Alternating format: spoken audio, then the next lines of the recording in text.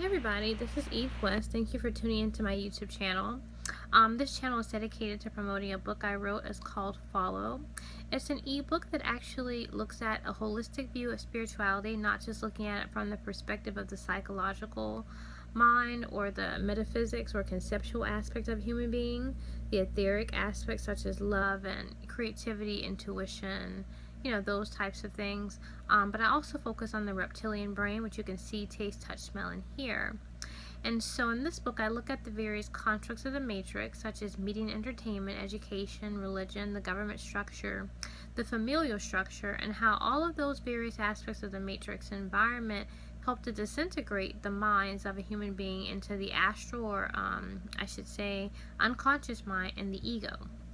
And so, it's referred to as Adam and Eve in Christian theology, which is my programming, or Isis and Ra in Egyptian mythology. And so there's many different concepts, God and the devil, whatever you want to call it. There are many different concepts or words, if you will, to describe the conscious and the unconscious mind. And so, in looking at those constructs, I focus on the people who created those constructs, which are the elite. And I focus on King James of Scotland, who is responsible for the construct of this particular matrix environment, and how I paint a picture of him as the Antichrist.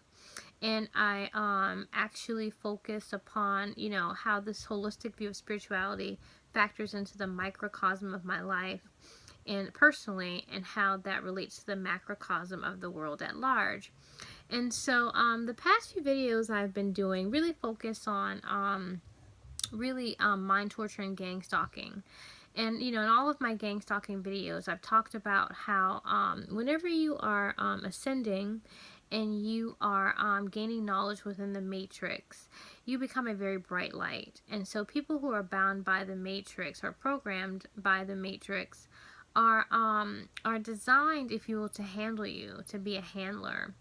And to really stomp out your light, or to attack you for the type of knowledge that you have. And so you become really like a divergent. For example, if you are in a family that's Christian, but you have a lot of information to suggest that, the Bible derived from Egyptian mythology and Greek mythology. That's why, Jesus is Zeus, or Jesus, right, in Spanish. Or the fact that, Jesus corresponds to Egyptian gods like Horus. Jesus, if you will, the letter J did not exist during the time that Jesus would have walked the earth. And so this is information that kind of goes against your conditioning of when you were, younger. And so because you have this information, other people, within your circle, family, friends, people at work, what have you, people you interact with, you're not going to have as much in common with them. And so this process actually accrues, I guess, what you would call psychological torture, because the people around you will just naturally begin to demonize you. And so I really talk about, in my gang stalking videos, my videos about mind torture, how it really seeks to embellish the psychological mind. Embellish the psychological mind. Whenever you're embellishing the psychological mind and putting the consciousness in a perpetual state of fear, you are you are dissociating. You're dissociating the mind from the body. And so this is unholy. And so this is what pushes us into reincarnation, to giving up the mind and body, to reincarnate back. Because the only way to really escape the wheel of reincarnation is to ground your desires through the physical ego. But because you're in such a restrictive environment, and when you gain knowledge, your environment becomes even more restrictive, you don't really have the ability to ground your desires as you wish. And so, my book mainly, talks about, really the gang stalking aspect of my book talks about, or mind torture aspect of my book talks about gang stalking and how it really embellishes the psychological mind. And so it really, causes you to be in a perpetual state of fear. And like I said in other videos, a lot of the gang stalking incidents, if you will, are very subtle. They're very subtle. They're not things that are overtly, I guess you would say, abnormal. The thing that makes gang stalking so insidious, such an insidious program, is the frequency of when they occur.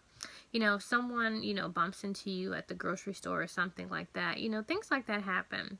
But if someone bumps into you, every time you go to the grocery store, or most times that you go, then that's clearly an attack, if you will. It's clearly an attack. And so in my videos, I try to paint a picture of what the consciousness goes through as you are encountering people within the matrix who are really designed to really be against you. The Christ is always there as a system buster to destroy the matrix system, whereas the people who are bound by the system are designed to destroy you. And so it's a lot like conception. If you think about the idea of conception, and the ego is the feminine aspect of the soul, but you become more androgynous as you gain knowledge. But think about an egg, right, during conception. And so there's sperm, if you will, around the egg that's trying to get into this egg. It only takes one sperm to really fertilize this egg.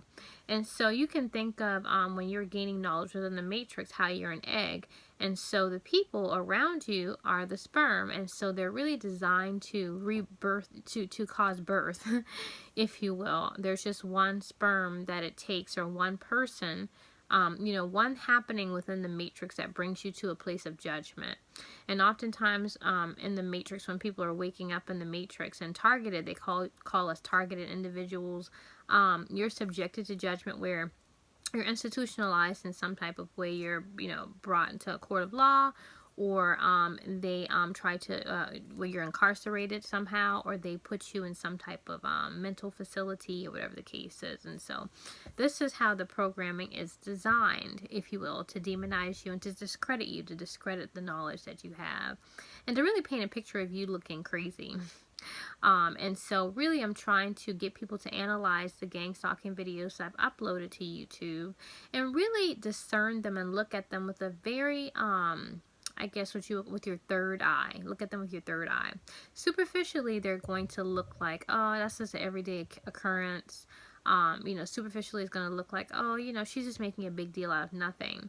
But giving the questions, the probing questions that I ask you regarding these incidences, you will really see the insidious nature, if you will, behind, what's taking place. Some of the instances are very blatant and very wrong. Like, there's just no way to, say they're right. But some of the instances can kind of go either way. And so, it's kind of like the frequency. Like I said, it's the frequency of those incidences that makes the programming so insidious. And I mentioned on my last video how, when I was reading up on gang stalking, I was trying to, figure out what was happening to me. Someone mentioned gang stalking is like dying from a whole bunch of paper cuts. One paper cut is not going to kill you, but 10,000 paper cuts will. And so you can think of, as I wake up every day within the matrix environment, how I'm totally cut. I'm cut, at the grocery store, cut at the library, cut within my dwelling. There's just so many places where I'm constantly attacked. And so the program is just designed to reach a crescendo where you're brought to a place of judgment. In this video, I want to focus on a couple of gang stalking incidences, one of which I don't have documented. I took a trip to Las Vegas. Last July, I believe. And, I really went to Vegas to get, really some time to write my book. I really wanted to write my book, and I wanted to, to finish my book, actually. and how they say you make plans and God laughs. And so I really had planned on finishing my book when I had went to Vegas in last July. But it took me, so many more months, if you will, to finally get it originally published. But, in going to Vegas, I thought it was a really good place because my book focuses on the holistic view of spirituality and looking at the reptilian brain. And so Vegas is all about the reptilian brain. It's all about the senses, which you can see, taste, touch, smell, and hear. And so, I thought that it was really good inspiration. And I went to the the male strip show. What is it called? The Thunder from Down Under. I think this was what it's called. It's Australian male strip show. And it was funny because, when I was really just functioning from the superficial of my superficial, reptilian brain, I would just go like the other women, just go just to kind of see some really, sexy guys dance and stuff like that. But when I went there, I was really going, looking at it from a third eye point of view. And, and, I really realized that, Vegas is, perpetuates the 7 deadly sins. That's why I say it's Sin City. But, if you don't have enough time or money, you really can't ground most of what Vegas has to offer. And so, depending upon, your level of manifestation, you'll only be able to manifest a fraction of, what you want to experience in Vegas. Whereas, celebrities and people who have their sacral, they're able to just kind of do whatever they want. And so I really, talked in my book, shed light on how being in that type of environment creates phantoms or a wishful mind. And so your wishful mind is your astral self, your unconscious self that you go to. It's like at night when you go to sleep and you shed your concepts of the matrix. And so, when you're in the astral, you don't really identify with any concepts. You're not a woman or man, rich, poor, or black, white, or what have you. You get to work out the restrictions that you had when you were in physicality as an ego. And so, in going to Vegas, I was really spiritually attacked in Vegas, and really spiritually attacked just overall in writing this book. Because like I said, my book has a whole lot of esoteric, a whole lot of occult information. And so, when I was leaving Vegas, I got stopped, by TSA. And, because when you go through, everybody knows, what you go through when you go fly. You put all of your, your stuff on the conveyor belt, if you will, that goes through the scanner. And now they have body scans or what have you now, where, they want to make sure that you don't have anything on your person as well. Although you take off your shoes and stuff like that, they want to make sure that you don't have anything on your person to, that could disrupt, that could be, I guess what you would call dangerous, dangerous to the people on the plane or to the flight, itself or what have you, with terrorism and 9/11 and stuff like that. And so, when I was just functioning from my reptilian brain, I really, felt that these types of tactics were legitimate. I really thought these types of tactics were legitimate. I said to myself, 9/11's happened, and, you never know what crazy people could do, what they could bring on, planes and stuff like that. And when you're in the air, you're really, there's nowhere for you to go. You're just subjected to whatever is there. And so if you have a crazy person that has, that hijacks a plane, and that's pretty much it. And so and living and really before I started to wake up in the matrix, I really felt that certain precautions that were taken for safety were necessary and legitimate. But when you start to wake up in the matrix, you see that many things in the matrix are done to invoke fear. And when I went through the body scan, if you will, the people, the TSA officers that were there, they were up in arms. When I went through the body scan. And so they started to kind of like gasp, if you will, when I stepped out of the body scanner. And so when they showed me the body scanner, they actually showed a picture really of my solar plexus area. So where my pelvis was and where my genitals are housed or whatever. They showed that there was a lot of yellow area there, where they basically were saying that I had explosives in my vagina, I suppose. And and looking at this and looking at the scanner, I was just like, okay, this is just blatantly, just a flat out lie. You know what I mean? I just thought that it was crazy. I thought it was crazy that they would suggest I had explosives in my vagina.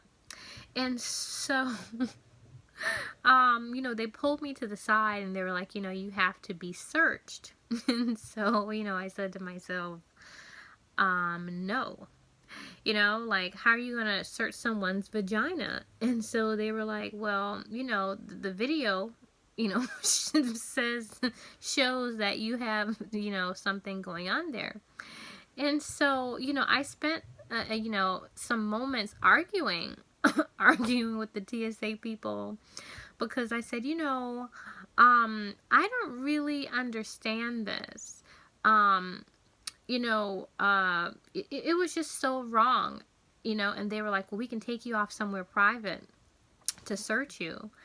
And, I didn't feel comfortable going off anywhere private, because, I had been experiencing gang stalking. I had been experiencing, what I would call mind torture programming and stuff at that point. But, because of that, I didn't want them to take me off somewhere privately. And I really should have taped this, but I was just so taken back by how wrong it was that I totally forgot about my cell phone. And I think my cell phone was in the scanner anyway. Yeah, that's probably what it was. My cell phone was in the scanner anyway, so it wasn't readily available, and it would have looked funny for me to grab my cell phone and that type of thing. And so I just spent time really arguing with the TSA, but I finally acquiesced, and I said, fine, go ahead and pat me down in my private area.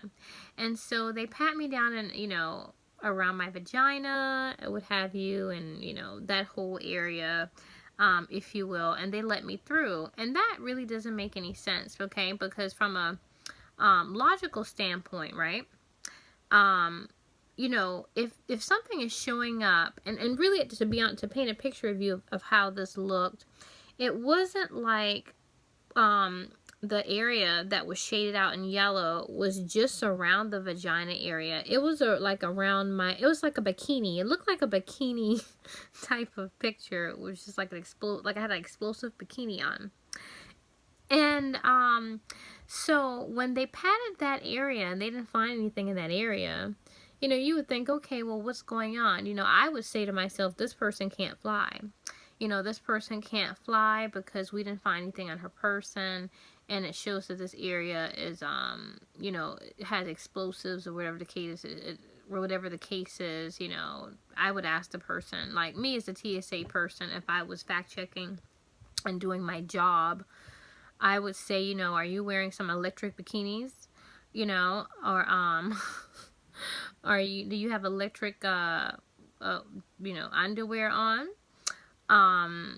Did you stick anything up your vagina? Whatever the case is. Do you have anything in your vagina? Do you have anything like embedded within your within your body itself? Because that's really how it looked. It looked like I had not just stuff stuck to my vagina, but it also looked like I had something in my abdominal area, in my thighs and so forth. And so it really goes to show that I was being humiliated. If you will, at the at the airport, and I felt really violated. Like, and at that point I had given up social media, but I really felt it was necessary to put on social media the experience that I had had. If you really thought someone was a threat, you would not let them fly. You would tell them that, they have something lodged in there, and that you would tell them, go and take it out, or you can't go through TSA.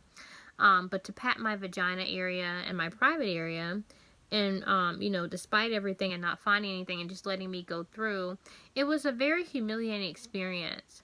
And so it really goes to show that when you're, a targeted individual, that things are really done to embellish your psychological mind and really to provoke you to anger, to really imbalance the emotional body. And so your spiritual self really is connected to your emotional body, and this has to do with your third eye, or the planet of consciousness, which is Saturn, or Satan in a devolved state. It's connected to your pineal gland. And so these tactics are actually done to make you, feel bad, and to bring you to anger, to provoke you to anger. And so when I started to look at things from a more insightful way to see that superficially they seem okay when I was asleep. But now that I'm awake, I really see the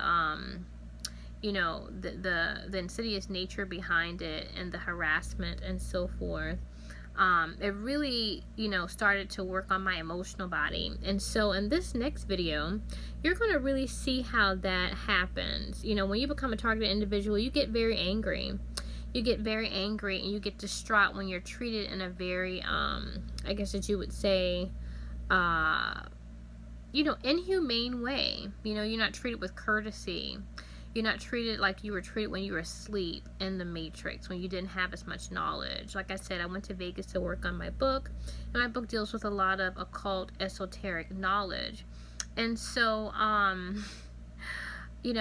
have an incident that I'm putting on this next video of where I went to a Belk. I went to a Belk to return a garment, because I was planning on taking another trip to Vegas, but that trip fell through. And it's so funny, I talked about the same, how this particular incident that happened at the Belk is connected to Vegas somehow, because I had planned on taking a trip to Vegas or whatever, and I was going to try to connect with a spiritual teacher that I follow on YouTube. His name is The Real Merkaba, and so he's stationed in Vegas. And so I really wanted to talk to him about my book. I really wanted to see if there was a possibility, that he could help me to publish this book and really get it out there, because, I look to The Real Merkaba as a real mentor, if you will. He really is a dynamic, profound teacher. And, he's really good at teaching people, esoteric knowledge and metaphysical principles and things like that. And, he's published his own book. And, he really has, conscious products and things like that. So I really felt that if I could somehow, connect with him, then, I would be able to kind of advance my, my company. And I could actually give a portion or half. I really want to give half of what I made to The Real Merkaba. But, in emailing him, I hadn't gotten any emails back and so forth, and emailing him multiple times. And so I said, okay, well, I'm not gonna really head out to Vegas again. So, I said to myself, I'm not gonna worry about getting ready for this trip or what have you. So I purchased a whole bunch of things, if you will. And, I just decided to take them back. I was like, I'm not going to need this stuff or whatever. And so, I took back a garment to Belk or whatever that I had, bought to take on my trip. And so, when I had returned the garment or what have you, because I got on my debit card, I said to myself, well, it's cleared my account. So, since it's cleared my account, I'll just get the cash back on it. And the lady that was that was serving me, she abruptly told me no. She was like, no, you can't have it cash back. You have to get it on your debit card. And so I really didn't like her attitude, to be honest with you. I was very pleasant with her, and I felt that, especially since I had gotten cash back before, when something has cleared my debit account, my checking account, since I paid for it with a debit card, that that it really wasn't a big deal. Go ahead and give me the cash back or what have you. And so she was really nasty, or she had an attitude, if you will, in telling me that no, you're gonna get it back this way, what have you. So I told her, I said, well, call your manager. So I became I would say irritable. So I became irritable that she actually responded in that type of way. And so when the thing is that I told her too, I was like, well, I plan on closing that account anyway, the checking account that I was using, because I barely use that account anyway. So I was like, I'm thinking about changing that account anyway, so really, it shouldn't matter or what have you. Just go ahead and give me the cash back. And so she accused me of saying that I had that account closed when I told her that I was planning on closing the account. And so, if you look at this incident, if you will, past the superficial in an insightful way, you will see that she is, I guess you would say she is being antagonistic towards me.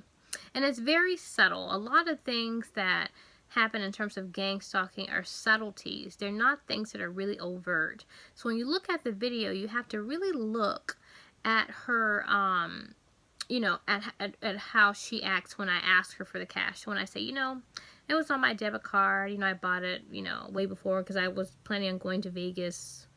When did I send the email? I think I was planning on going to Vegas maybe a month or something like that. I think it had been a month out, and I hadn't heard from the real Merkaba, and so I said, well, I'm not going to worry about it or whatever. I'm just going to go ahead and just all the stuff I had, decided to purchase for my trip, I said, I'll just go ahead and take it back.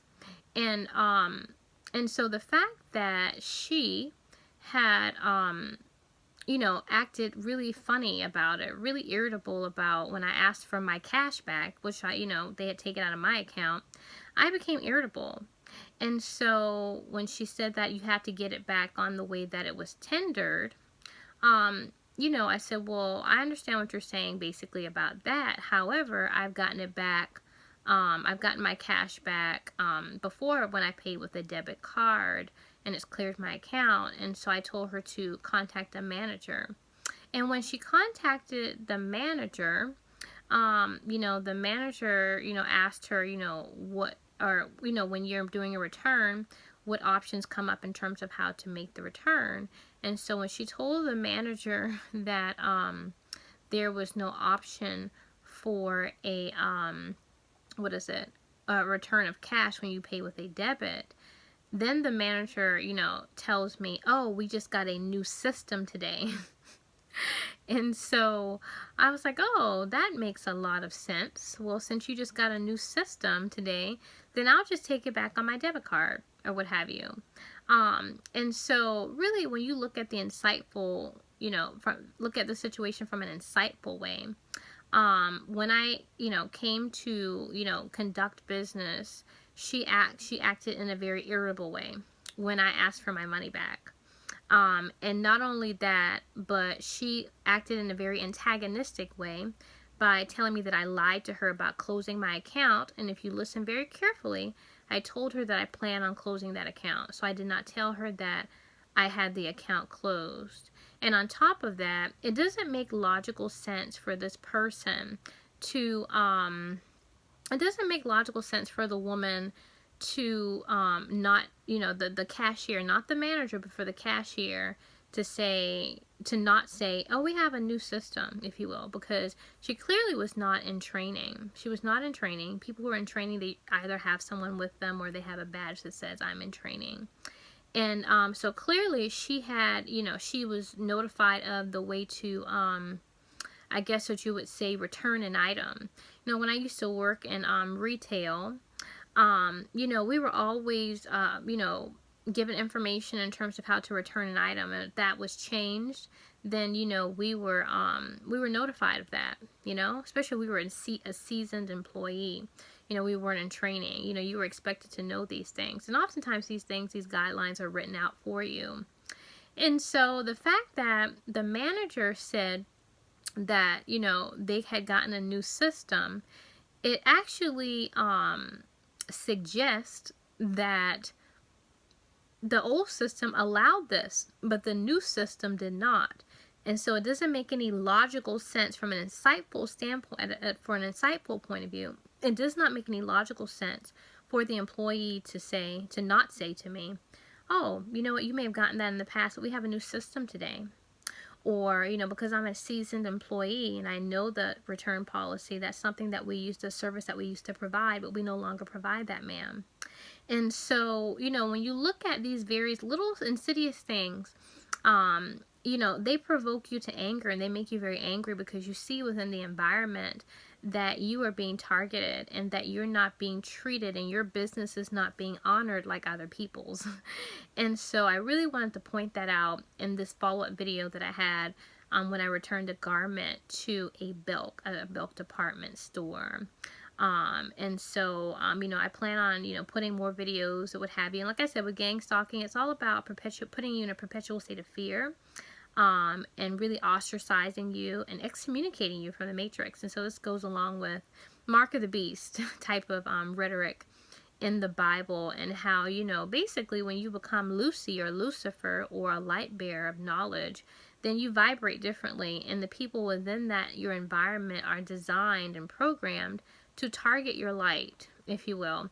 And actually, you know, it creates an environment designed to get rid of you, as opposed to really allowing you to ground your knowledge and to actually transmute your knowledge into manifestation. You know, the more restriction that you experience within your environment, the more you become, I would say, mentally, physically, I wouldn't say spiritually, but mentally and physically, you know, from the physical and the metaphysical, you experience lack. You experience lack. And, you know, you're not treated like other people, if you will, and things that, you know, that you used to be able to do without effort, you know, and you're able to do effortlessly, takes a whole lot of effort.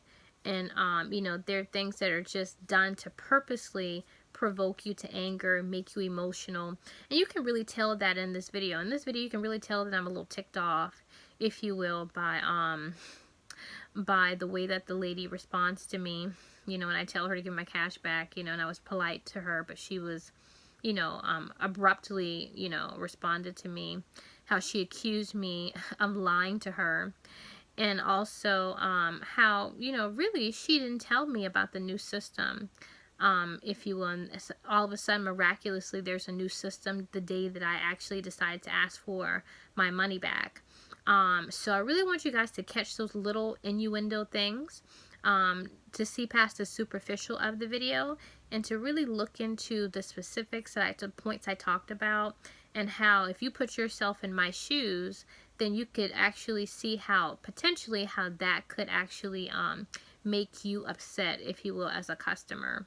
So thanks guys for watching, and I'll see you in my next video.